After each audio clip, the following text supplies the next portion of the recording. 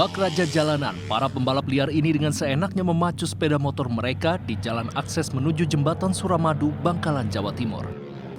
Tak hanya dari Bangkalan, aksi balap liar ini diduga turut diramaikan oleh anak-anak muda yang datang dari kota Surabaya. Polres Bangkalan akhirnya membubarkan aksi balap liar ini. Puluhan remaja serta sepeda motor yang digunakan para pemacu kecepatan ini akhirnya diamankan petugas. Selain itu, polisi juga menemukan sejumlah petasan dan alat ukur jalan dari para pelaku. Kami dari Satlantas, Satsabara, dan Polsek Sukolilo, kami bekerja sama untuk mengamankan para pelaku maupun penonton balap liar. Dan hasil malam ini kami amankan kurang lebih sekitar 30 sampai 40 kendaraan roda 2. Kemudian orangnya juga sekitar 30-an. Upaya razia balap liar di sekitar wilayah jembatan Suramadu ini sudah yang kesekian kalinya dilakukan petugas. Selain meresahkan pengguna jalan lain, razia balap liar ini dilakukan karena seringkali juga dijadikan ajang taruhan atau perjudian. Dari Surabaya, Jawa Timur, Solihul Hadi untuk CSI RTV.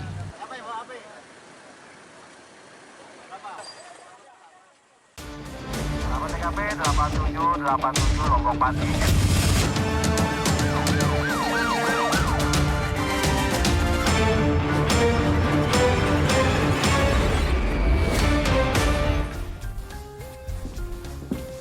Halo, selamat malam sahabat RTV. Kembali berjumpa dalam CSI Catatan Seputar Investigasi. Brigadir Putu, kita punya informasi apa saja untuk malam ini? Ya, Ezra dan sahabat RTV, selain informasi mengenai balap liar tadi, kami juga memiliki informasi terkait tewasnya seorang wanita yang terjatuh dari lantai 3 pusat kebugaran di Pontianak, Kalimantan Barat. Bersama saya Ezra Dianto. Dan saya Brigadir Putu Fungki. Inilah CSI selengkapnya.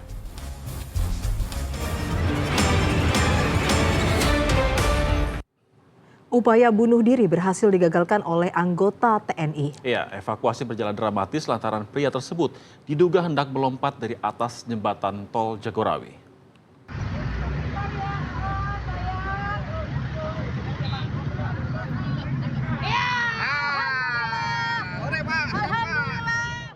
Seorang lelaki berusia 25 tahun diduga hendak melakukan percobaan bunuh diri dengan memanjat dan duduk di atas pagar pembatas jembatan tol Jagorawi, tepatnya di Kampung Sawah, Kota Bogor, Jawa Barat. Aksinya berhasil digagalkan setelah 2 orang anggota TNI menarik tubuhnya dengan memanfaatkan truk box dari pinggir jembatan. Berhentikan mobil box. Karena apa? Kalau kelamaan dia capek, takutnya lepas. Loncat kan?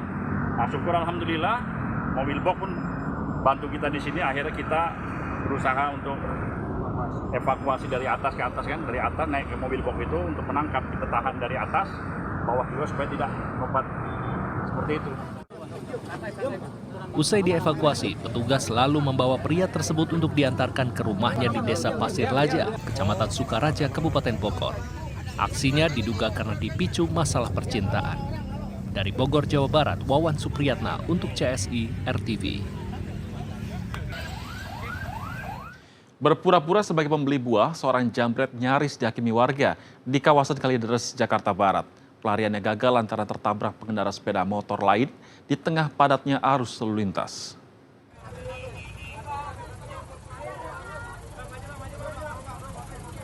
Adam Maulana tak berkutik sesaat setelah sepeda motornya tertabrak pengendara sepeda motor lain di Jalan Preredan, Kalideres, Jakarta Barat. Ia yang sedang berusaha kabur dari kejaran warga setelah menjamret handphone seorang pemilik buah nyaris dihakimi warga sekitar. Kejadian ini bermula saat pelaku yang berpura-pura hendak membeli buah melihat handphone targetnya sedang dicas dan minim pengawasan. Seketika itu pula pelaku merampas dan langsung tancap gas. Yang dijamret mana? Kejadiannya di toko buah. Iya. Ya modusnya kan beli buah, tapi ada HP dicas diambil. Pelaku berikut sepeda motor serta barang bukti handphone kini telah diamankan ke Polsek Kalideres untuk dilakukan pemeriksaan. Dari Jakarta, Reza Heri Pamungkas untuk CSI RTV. Kita ke informasi selanjutnya sahabat. Seorang perempuan tewas usai terpental dan terjatuh dari lantai 3 pusat kebugaran di Pontianak, Kalimantan Barat. Korban terjatuh lantaran kaca jendela di belakang tempat korban berolahraga dalam kondisi terbuka.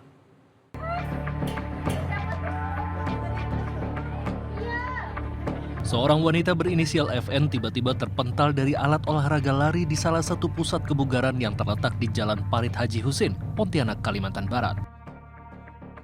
FN terjatuh dari lantai 3 dan tewas akibat jendela kaca di belakang korban dalam kondisi terbuka. Dari rekaman kamera CCTV, sebelum kejadian terlihat seorang wanita telah membuka jendela kaca tersebut. Korban diketahui berolahraga bersama adik dan kekasihnya di pusat kebugaran tersebut. Ada salah seorang perempuan diduga member itu membuka jendela, kemudian setelah itu member tersebut pergi. Biasanya untuk jendela tersebut itu ada yang patroli, itu yang patroli di daerah tersebut. Gunanya apa? Untuk menutup jendela kalau jendela tersebut terbuka. Tim Inavis telah melakukan olah tempat kejadian perkara.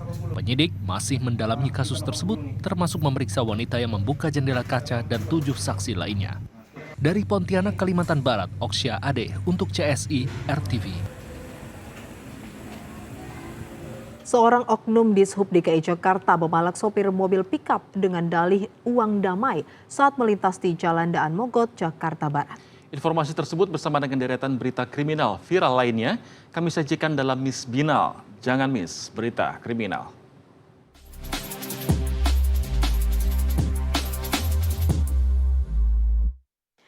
Hai, selamat malam. Ketemu lagi nih sama Miss Binal, jangan miss berita kriminal. Apa kabarnya nih? Malam ini aku udah siapin beberapa berita viral kriminal yang lagi heboh banget di media sosial. Yuk kita lihat ada apa aja ya. Ulala, viral pertama nih, ada oknum petugas Dinas Perhubungan DKI Jakarta yang terekam lagi memeras alias malak sopir mobil pick up. Oknum tersebut meminta uang damai nih ceritanya sama si sopir. Pak sopirnya udah bilang kalau uang di dompetnya tinggal 52.000 nih buat bensin doang. Tapi si oknum di subnya tetap maksa, say. Ini dia kejadiannya di Jalan Daan Mogot, Jakarta Barat. Waktu si sopir mobil pick-up angkutan barang ini lagi melintas. Awalnya si sopir emang terjaring pemeriksaan surat kelayakan kendaraan kan.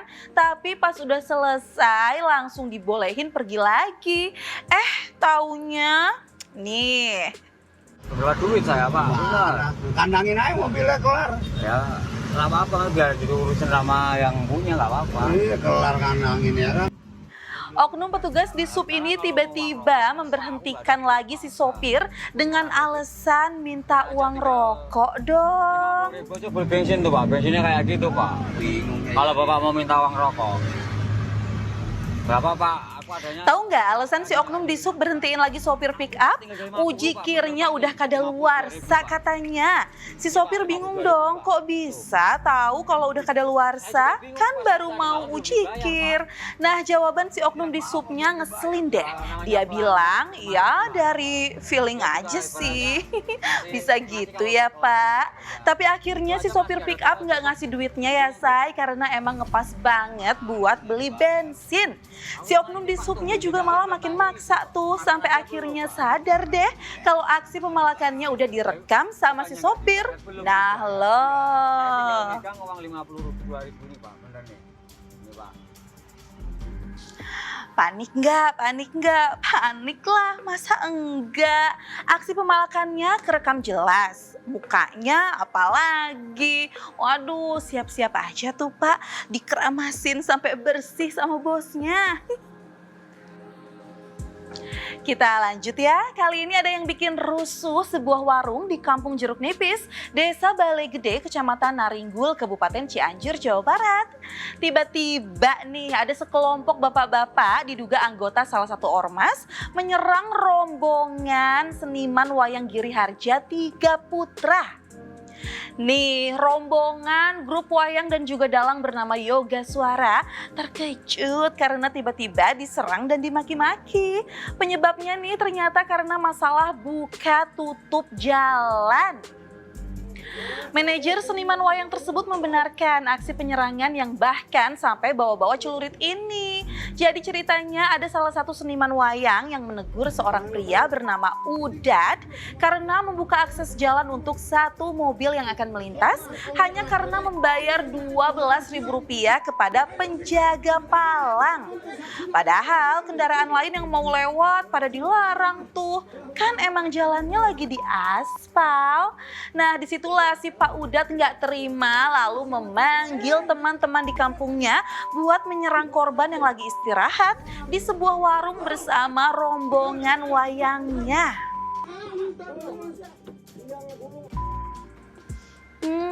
Miss Binal, baca-baca sih kasus ini udah ditangani sama polisi ya, dan pelaku yang nyerang juga udah ditangkap.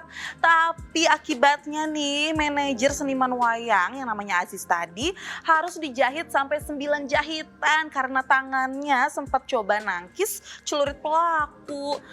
Cepet sembuh ya Aziz. Kita lanjut ya ke viral yang terakhir.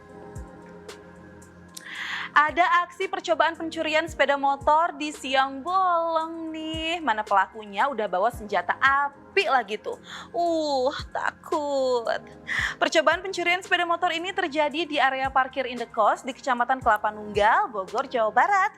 Situasi sekitar kos sih nggak terlalu sepi ya, tapi emang jarang banget nih orang yang lalu lalang. Nih lihat, dua pelaku berboncengan sepeda motor itu tuh langsung berhenti tepat di depan kosan. Terus si pelaku yang dibonceng turun deh dan langsung masuk ke parkiran kosan dan menuju ke motor yang dikira-kira bakal gampang buat dibawa kabur. Nah, pas udah dapat motor yang diincer, pelaku langsung ngedeketin tuh. Pelaku pun menjebol kontak kunci sepeda motor cuma dalam waktu nggak sampai 2 menit. Nah, motornya itu sempet deh udah mau dibawa kabur. Tapi emang dasar masih rezeki pemilik motornya ya. Aksi pelaku pas ngedorong motor itu ketahuan deh sama salah satu penghuni kos.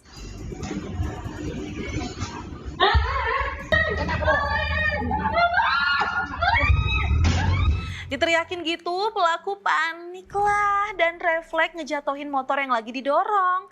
Pelaku sama temennya langsung siap kabur deh. Tapi karena panik takut kekejar sama warga dan bakal habis dikeroyok, pelaku langsung mengeluarkan pistol.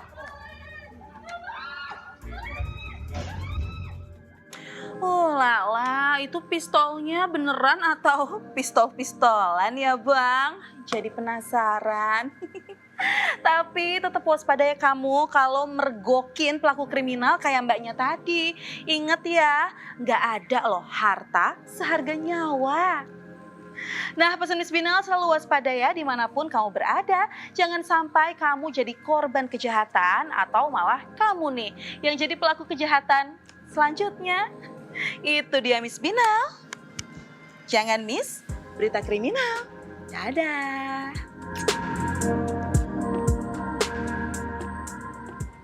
Sahabat, berkas perkara kasus Vina yang melibatkan Peggy Setiawan selaku tersangka akhirnya dilimpahkan Kejaksaan Tinggi Jawa Barat. CSI akan kembali sesaat lagi.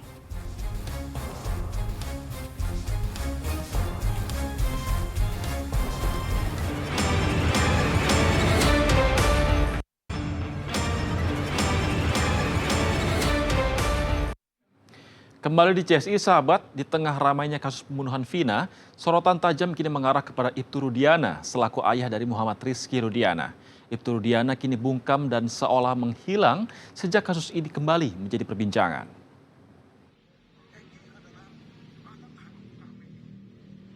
Ibtu Rudiana, ayah dari Muhammad Rizky Rudiana, terus menjadi perhatian publik yang menyoroti kasus pembunuhan anaknya dan Vina. Kapolsek Kapetakan ini diduga memiliki peranan penting dalam penyelidikan kasus yang terjadi 8 tahun silam tersebut.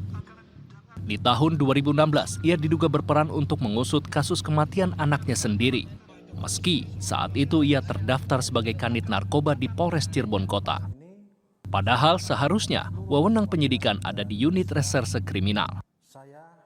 Kini Ibtu Rudiana tak diketahui rimbanya. Ia bungkam dan seolah menghilang setelah kasus ini kembali menjadi perbincangan. Hanya satu pernyataan yang ia sampaikan melalui media sosial. Bahkan beberapa minggu terakhir, ia tak dapat ditemui oleh awak media di tempatnya bertugas di Mapolsek Kapetakan. Ruang kerjanya tertutup rapat dan pelang nama yang biasanya tergantung di depan pintu tidak terpampang. Sementara itu, penyidik Polda Jawa Barat terus bergerak maju dengan melimpahkan berkas perkara pembunuhan Vina dan Eki ke Kejaksaan Tinggi Jawa Barat. Tim jaksa peneliti akan memeriksa berkas perkara dengan tersangka Peggy Setiawan selama 14 hari. 5 berkas tahap 1 atas nama tersangka PS. Setelah menerima berkas tersebut, jaksa peneliti akan melakukan penelitian berkas perkara selama 14 hari sesuai KUHP. Dan di dalam waktu 7 hari, jaksa akan memberikan sikap terhadap berkas perkara yang telah dikirim tadi. Di sisi lain, tersangka Peggy tengah mengajukan pra-peradilan yang akan digelar pada hari Senin 24 Juni mendatang. Dari Cirebon dan Bandung, Jawa Barat, Tim Liputan untuk CSI RTV. Sahabat, pelanggaran lalu lintas terjadi hampir setiap hari dan kali ini ada pelanggaran lalu lintas apa lagi ya sahabat? Mari sahabat kita saksikan videonya bersama-sama. Aduh, nih sahabat kita lihat ya, ada banyak pengendara motor yang melawan arus nih. Itu kan ada separator jalan ya, yang jelas-jelas tuh ini melawan arus untuk menghindari kemacetan. Ayolah bro, sister, semuanya kita juga pengen nih sampai di tujuan dengan selamat dan juga cepat. Tapi nggak gini caranya. Ini malah bikin makin macet, makin lama sampai di rumah. Jangan diulangi ya sahabat. Ya sahabat, dalam berlalu lintas selain wajib peduli akan keselamatan dirinya, juga harus dipikirkan keselamatan orang lain. Toleransi, empati, peduli merupakan refleksi kesadaran berlalu lintas. Dan para pengendara ini dapat dikenakan sanksi sesuai pasal 287 ayat 1 Undang-Undang Lalu Lintas dan Angkutan Jalan dengan denda Rp500.000 atau kurungan penjara selama 2 bulan.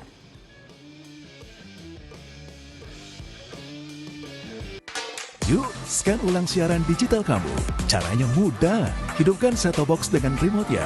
Lalu nyalakan televisi kamu. Setelah itu di menu pengaturan, pilih sistem penerimaan siaran. Selanjutnya, masuk ke program tuning otomatis untuk mencari siaran digital. Dan tunggu sampai prosesnya selesai. Jika siaran digital belum ditemukan, coba ulangi langkah sebelumnya untuk proses scan ulang. Atau pilih manual scan dan masukkan kode UHF sesuai kota masing-masing. Ayo, scan ulang siaran digital kamu sekarang. Jika ada kendala siaran RTV, hubungi semua sosial media atau website RTV. Sahabat, kita tiba di ujung acara, tapi jangan lupa saksikan CSI layar televisi Anda Senin hingga Jumat pukul 00 waktu Indonesia Barat. Saya Ezra Dianto. Dan saya Brigadir Putu Fungki. Hati-hati, kejahatan akan senantiasa meninggalkan jejak dan pasti akan terungkap. Sampai jumpa.